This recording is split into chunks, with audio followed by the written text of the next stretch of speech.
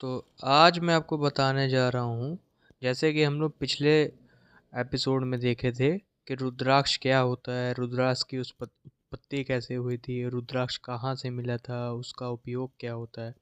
वैसे ही आज मैं बताने जा रहा हूँ कि रुद्राक्ष माला की सिद्धि कैसे प्राप्त की जाती।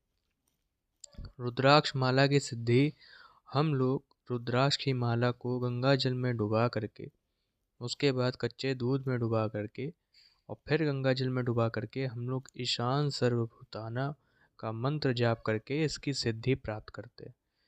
कई गुरु अलग अलग तरह से सिद्धियां प्राप्त करते हैं, तो ये तो मैंने एक नॉर्मल एक तरीका बताया, लेकिन कई तरीके अलग अलग लोगों की सिद्धि प्राप्त करने का तरीका अलग अलग रहता है।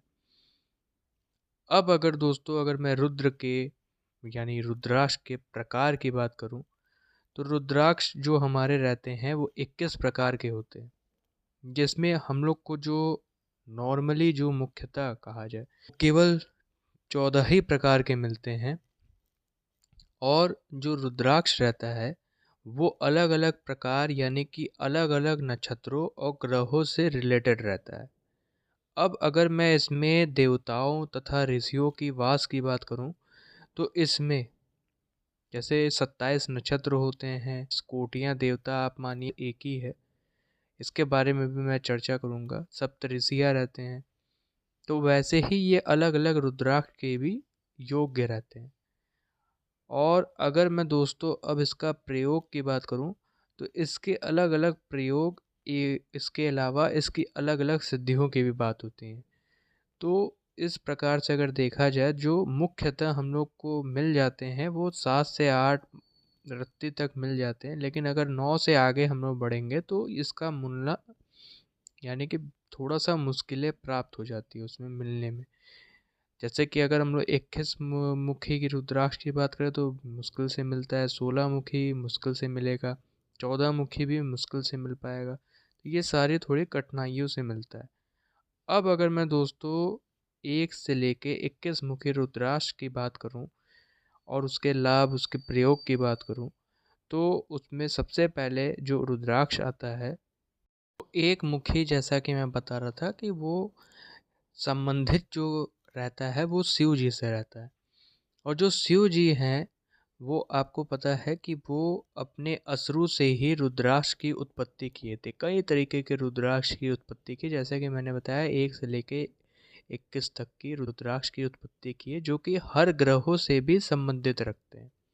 तो अगर मैं एक मुखी रुद्राक्ष की बात करूं, यानी कि ये सूर्य से संबंधित है। अब इसमें क्या क्या फायदे होते हैं, तो ये जो ब्रह्म हत्या रहता है, ब्रह्म हत्या जो दोष रहता है, इसको ये काट देता है एक मुखी रुद्राक्ष। इसके अलावा जो सुख संपत्ति में जो भी विपदाएं आती है ये इसको भी खत्म कर देता है। और जो उपद्रव आता है, उपद्रव आप देखेंगे किसी के घर में सुख संपत्ति भी रहती है लेकिन उपद्रव रहता है, लड़ाई झगड़ा, आपसी संबंध में कलेश रहता है, ये उस चीज़ को भी खत्म करने का बहुत ही ज़्यादा लाभकारी काम करता है। लक्ष्मी निवास यानी कि लक्ष्मी जी का निवास स्थान एक घर में बना देता है।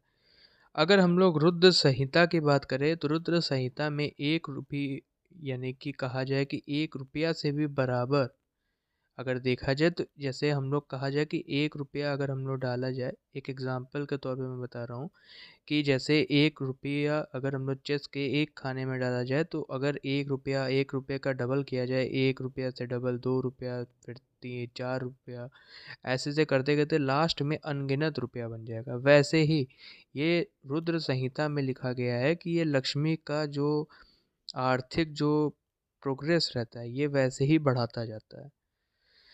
इसके साथ ही साथ ये जो दरिद्रता आती है घर में, जो आर्थिक संकट आते हैं, ये वही मैंने बताया, जो मैंने अभी बताया ना कि 1 रुपये का अगर डबल करते हैं, जो वैसे ही ये एक मुखी रुद्राक्ष संकट जो आता है उसको ये ख़त्म कर देता है, आर्थिक संकट। इसके साथ ही साथ अगर मैं दोस्तों 2 मुखी रुद्राक्ष की बात करूं, तो 2 मुखी रुद्राक्ष ये होता है चंद्रमा ग्रह से रिलेटेड। और साथ ही साथ ये क्या करता है, अब चंद्रमा है तो वो मन का कारक है, जैसे कि हमने बताया कि मन का कारक है। और ये अर्धनारीश्वर जो माता पार्वती और शिव जी दोनों से ही संबंध रखता है। भाई मन का कारक है तो दोनों जब मिलेंगे तभी ना अर्धनारीश्वर बनेगा। तो ये अर्धनारीश्वर से भी जुड़ा हुआ है, जिसको हम लोग देवेश्वर भी कहते हैं। और इसका शुभ धारण का जो दिन रहता है, जैसे कि ये चंद्रमा से है तो सोमवार ही रहेगा, शुक्ल पक्ष में सोमवार। और इसका जो मंत्र का जो एक मंत्र रहता है, ओम नमः रहता है। मंत्र जो रहता है वो ओम नमः रहता है। ये क्या करता है, जो पाप इंसान किया रहता है वो पाप को ये खत्म कर देता है। अब अगर इसका किसी ने ध्यान किया 11 वर्षों तक, तो ये बंदा जो भी रहता है या जो भी इंसान इसका ध्यान किया रहता है वो शिव जी के बराबर कहा जाए या शिव जी के योग्य हो जाता है। मतलब वो इस जो मोह माया रहता है इससे थोड़ा सा परे हो जाता है। अब अगर उसने 5 वर्षों तक स्तोत्र पाठ किया, तो वो जो उसके अंदर कामना रहती है कि भाई ये कर ले वो कर ले, इस चीज़ का उसके अंदर से समाप्ति हो जाती है। जैसा कि नारद मुनि जो थे रहे, उनके भी पुराण में भी ये लिखा गया है कि जो 2 मुखी रुद्राक्ष नेपाली सबसे अच्छा माना जाता है, वहाँ से अगर ले करके इसका अगर पूजा किया जाए और इसका ध्यान किया जाए, तो जो यौन दृष्टता रहती है वो भी बहुत ही ज़्यादा अच्छा कारक बन जाता है इस चीज़ का। और अगर मैं दोस्तों इसका एक और बात करूं, तो जो इसको धारण करने का एक और बहुत ज़्यादा फ़ायदा मिलता है कि इसको धारण करने के बाद गाय के दान, जो जैसे हम लोग कहते हैं ना कि गौदान आदमी करता है, तो 108 गौदान के बराबर इसको दान करने का फल की प्राप्ति होती है। इसके साथ ही साथ हर परेशानियाँ, यानी कि आर्थिक कहे, पारिवारिक कहे, जीवन में जो भी दिक्कतें आ रही है, कुछ अच्छा सोच रहा है लेकिन करने जा रहा है तो नहीं हो पा रहा है, ये सारी चीज़ों से उसको दिक्कतें ख़त्म हो जाएगी। और इसका एक श्लोक होता है जिसका हम लोग ध्यान कर सकते हैं, जिसका नाम है दिव स्तोत्र देव देवेशो गौवर्धम नाशे ध्रुवम। ये स्तोत्र का ध्यान करते हुए हमें ये 2 मुखी रुद्राक्ष का धारण करना चाहिए। अब मैं दोस्तों 3 मुखी रुद्राक्ष यानी कि त्रिमुखी रुद्राक्ष का बात करूं, तो ये जो रुद्राक्ष है ये मंगल ग्रह से संबंधित है और इसमें अग्नि की तरह रहता है। और ये ब्रह्मा विष्णु महेश यानी कि तीनों का संगम इसमें रहता है। इसका जो मंत्र धारण का जो मंत्र रहता है वो रहता है ओम क्लीम नमः। ये मंत्र रहता है। ये 3 शक्तियाँ एक साथ आ जाती हैं जो कि धर्म अर्थ काम धर्म मोक्ष का प्राप्ति हो जाती है। इसको धारण करने के बाद ये तीनों मिलने की संभावना बन जाती है। और इसको धारण करने के बाद जो भी व्यक्ति इसको धारण करता है और मंत्र द्वारा सिद्धि प्राप्त कर लेता है, उसके अंदर विद्याएं कलाओं सारी ही मनोकामना पूर्ण हो जाती है। यहाँ तक कि जो भी उसने पिछले जन्म का पाप कर्म किया है, किसी की पाप होता है ना, पिछले जन्म में इंसान पाप करता है तो लोग श्राप दे देते हैं, वो सारी चीज़ों का जो दिक्कतें रहती है उस कर्म की भी मुक्ति हो जाती है। और इसके अलावा जो भी उसके अंदर अपराध करने की दिमाग में आती है कि यार इसने ये किया अब मैं भी ये करूँगा, मतलब हीन भावना आना, ये सारी चीज़ों की भी मुक्ति मिल जाती है। उसके अंदर ये चीज़ नहीं आता है। रक्तचाप का आना, समस्याएं आना, कमजोरी आना या पेट संबंधी बीमारी आना, ये सारी चीज़ें ख़त्म हो जाती है।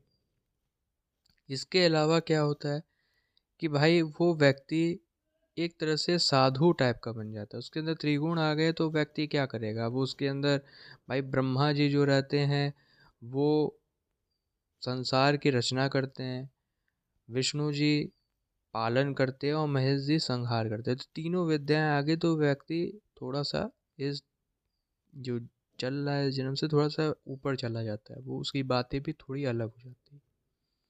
अब अगर मैं दोस्तों चतुर्मुख यानी कि 4 मुखी रुद्राक्ष की बात करूं, 4 मुखी मैं बता रहा हूँ या 2 मुखी या 3 मुखी या 1 मुखी की बात कर रहा हूँ, तो उसका मतलब कि उसमें धारियाँ आ जाना, यानी ऐसे ऐसे करके धारियाँ आ जाना, तो वो 4 मुखी बन जाना। ऐसे ही करके 3 मुखी या 2 मुखी या 1 मुखी। तो अब अगर मैं दोस्तों 4 मुखी की बात करूँ तो उसमें क्या हो जाता है कि ब्रह्मा जी का धारण आ जाता है और उसका मंत्र क्या रहता है, ओम ह्रीम। और ग्रह कौन से रहते हैं, ग्रह रहते हैं बुध जी। इसे धारण करने के बाद क्या हो जाता है कि व्यक्ति कार्य के प्रति बहुत ज़्यादा रुचि दिखाता है, क्योंकि ब्रह्मा जी कार्य, वेद करना, वेद लिखना, चीज़ें सही तरीके से यानी कि रचना करना, ये सारी चीज़ों की विद्याएं आ जाती है। और फलस्वरूप उसके अंदर यही अर्थ काम धर्म मोक्ष की चीज़ें आना। यहाँ तक कि इसको धारण करने के बाद व्यक्ति के अंदर जो प्रेत बाधा, तनाव, यानी कि नक्षत्र जो अगल गलत नक्षत्र में भी पैदा हुआ है और वो मंत्र की साधना कर रहा है, तो उसकी भी संकटें खत्म हो जाती है। मानसिक परेशानियां जो आती है वो भी खत्म हो जाती है। स्वास्थ्य में अगर देखा जाए कि इसका क्या फायदा होता है, तो पित्त हो गया, ज्वार हो गया, या श्वास का रोग जो हो गया, श्वास या बाजभन अगर किसी को हो गया, नापुसकता, ये सारी चीज़ें खत्म हो जाती है। अब अगर मैं और इसकी एक अच्छी बात बताऊं तो मेदवा आँख जो में दिक्कतें आती है वो ख़त्म हो जाती है। एक तेजस्वी उसके अंदर से एक ऑरा निकलता है, एक रोशनी टाइप की निकलती है। मैं देखा होगा कि काला हो या गोरा, मैं काले गोरे की बात नहीं कर रहा हूँ, एक रोशनी निकलती है, जो भी बात करता है उसके अंदर चमक निकलती रहती है, या उसके आने से एक खुशी आती है। मानसिक संतुलन आ जाता है उसके अंदर कि कोई भी बात कर रहा है वो सही तरीके से अपनी बातों को स्पष्ट बताएगा, और उसके अंदर एक मानसिक संतुलन आ जाती है। उसके अलावा ये जो, जैसे कि मैंने आपको बताया दहाड़ियाँ, तो ये सबसे बढ़िया कहाँ से पाया जाता है, ये इंडोनेशिया और नेपाल से। नेपाल में भी ये सबसे बढ़िया कहाँ से पाया जाएगा, ये नेपाल के पीली क्षेत्र से ये सबसे बढ़िया पाया जाता है। और अगर मैं दाने की बात करूँ तो जैसा कि मैंने बताया कि भाई 10 मुखी रुद्राक्ष से लेके 4 mm से लेके यानी कि 15 mm तक का मिलता है, और नेपाल में 10 से लेके 33 mm तक का मिलता है। तो आज के लिए दोस्तों, जैसे कि मैंने आपको बताया रुद्राक्ष के प्रकार, रुद्राक्ष की माला का सिद्धि करने का विधि, और एक मुखी, दो मुखी रुद्राक्ष किससे रिलेटेड है, एक मुखी सूर्य के, दो मुखी चंद्रमा का, 3 मुखी मंगल, और 4 मुखी यानी चतुर्मुखी बुध, ये सारी चीज़ों के बारे में आज मैंने आपको बताया। आगे और भी चीज़ें मैं आपको बताऊंगा, अभी तो बहुत से रुद्राक्ष बचे हैं। तो आज के लिए दोस्तों इतना ही, बाकी मैं आगे और भी बताऊंगा। चलिए ठीक है दोस्तों, बाय।